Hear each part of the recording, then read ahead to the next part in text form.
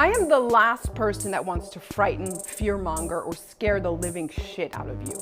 But this guy is fucking scary.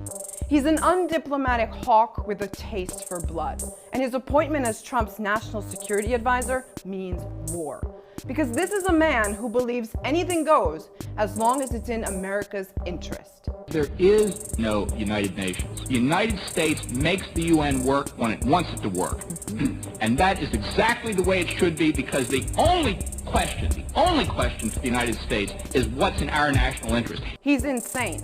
And not only because he pushed the WMD myth, but because he still believes Iraq was a success. The overthrow of Saddam Hussein, that military action, was a resounding success. Bolton thinks there's one way for America to stay on top. Our goal should be regime change in Iran. Last year, he already promised regime change in Tehran by 2019. And that's why before 2019, we here will celebrate in Tehran. Thank you very much.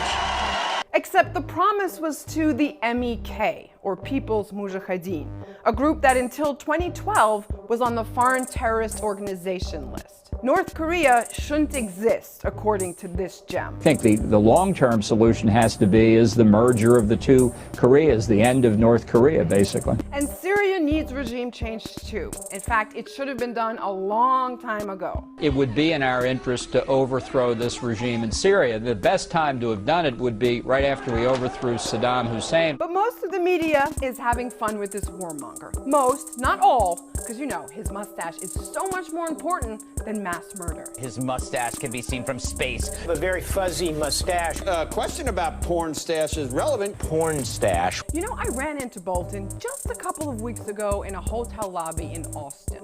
And if I had known back then what I know now, I would have definitely said this to his face. I don't give a fuck about your mustache. It's not what disgusts me. You are personally responsible for the deaths of millions of people around the world, and you in this new position of power means a hell of a lot more are going to die.